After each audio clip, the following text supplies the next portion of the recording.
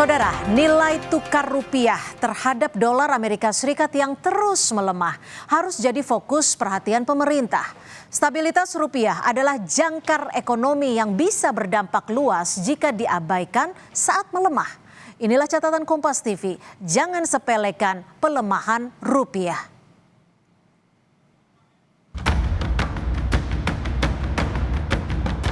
Mau dolar berapa ribu kek kan kalian di desa-desa nggak pakai dolar.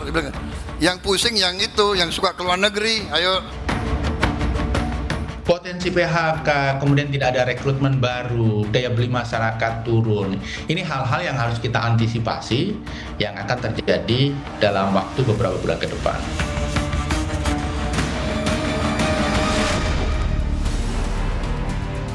Nilai tukar rupiah terhadap mata uang asing telah mencapai titik terendah baru. Penurunan tajam ini menjadi koreksi terdalam yang pernah tercatat dalam sejarah pasar keuangan domestik. Tekanan terhadap nilai tukar rupiah ini pun belum usai. Meski pasar domestik libur selama 2 hari, pasar luar negeri memperdagangkan rupiah terhadap dolar Amerika Serikat hingga level Rp17.600 pada Jumat 15 Mei 2026. Ini terjadi seiring dengan menguatnya dolar Amerika Serikat dan tingginya premi risiko Indonesia. Mengutip data Bloomberg, nilai tukar rupiah terhadap dolar Amerika Serikat hingga Jumat sore telah diperdagangkan di level Rp17.598, melemah sekitar 0,4% dibandingkan hari sebelumnya. Dalam sesi pembukaan, rupiah sempat menembus level Rp17.604 per dolar Amerika Serikat. Jika melihat tren sepanjang pekan, tekanan terhadap rupiah konsisten terjadi sejak awal minggu. Pada hari Senin 11 Mei 2026, rupiah dibuka di level Rp17.432, kemudian menembus batas psikologis Rp17.500 pada hari Selasa.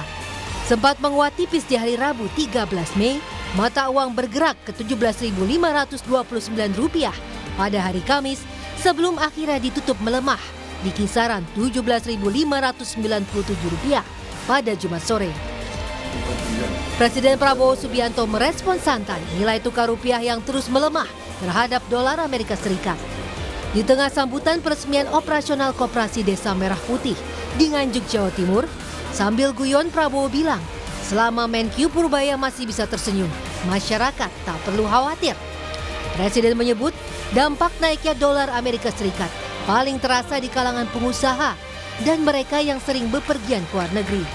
Prabowo menegaskan pemerintah akan terus menjaga stabilitas ekonomi nasional, termasuk melalui penguatan ekonomi rakyat dan ketahanan pangan. Selama Purbaya bisa senyum, tenang aja, nggak usah khawatir itu.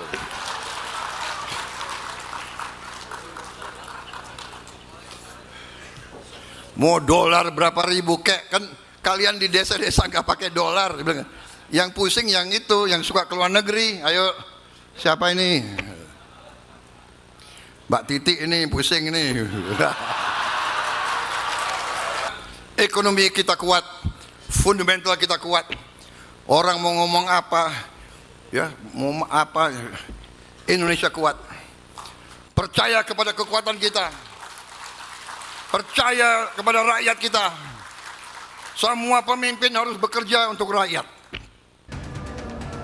Untuk mendukung langkah Bank Indonesia mengendalikan tekanan kurs tersebut, Menteri Keuangan telah menyiapkan langkah strategis, memanfaatkan skema intervensi di pasar surat berharga melalui dana stabilitas obligasi.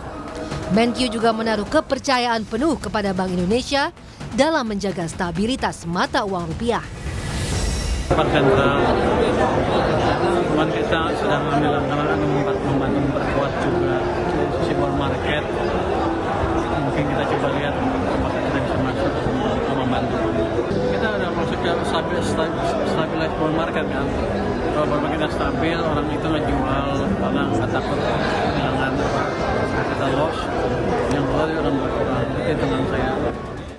Sebelumnya Bank Indonesia sudah mengungkapkan anjloknya rupiah hingga ke level terendah ini dipicu oleh faktor eksternal. Sejak Februari 2026 lalu, mayoritas mata uang dunia memang tertekan akibat eskalasi konflik di Timur Tengah. Konflik Timur Tengah yang mengakibatkan naiknya harga minyak. Ketika global ini juga karena kecenderungan meningkatnya suku bunga di Amerika Serikat. Faktor global, dinamika global ini yang membuat mayoritas mata uang di dunia itu juga melemah. Kami tetap meyakini dengan langkah-langkah yang dilakukan itu rupiah akan stabil dan cenderung menguat. Soal pelemahan nilai tukar rupiah, ekonom Universitas Paramadina Wijayanto Samir memperingatkan kondisi ini sudah membuat dunia usaha dan investor mulai menahan investasi mereka. Wijayanto menegaskan beberapa dampak nyata yang harus segera diantisipasi adalah melemahnya daya beli masyarakat, terhentinya rekrutmen karyawan baru, hingga potensi terjadinya gelombang pemutusan hubungan kerja. Ini fluktuasi nilai tukar rupiah ini kan membuat dunia usaha, investor itu menahan untuk melakukan investasi, untuk ekspansi. Sehingga kalau kita dengar belum lama ini Apindo mengatakan 70% pengusaha tidak akan melakukan rekrutmen tahun ini. Itu adalah dampak dari fluktuasi nilai tukar ini. Nah, termasuk potensi PHK ya Pak? Potensi PHK, kemudian tidak ada rekrutmen baru, daya beli masyarakat turun. Ini hal-hal yang harus kita antisipasi yang akan terjadi dalam waktu beberapa bulan ke depan. Sejumlah langkah strategis pemerintah pun dinanti dalam menjaga stabilitas rupiah demi menjaga iklim investasi dan fondasi ekonomi nasional di mata pelaku usaha dan dunia internasional. Tim Liputan Kompas TV.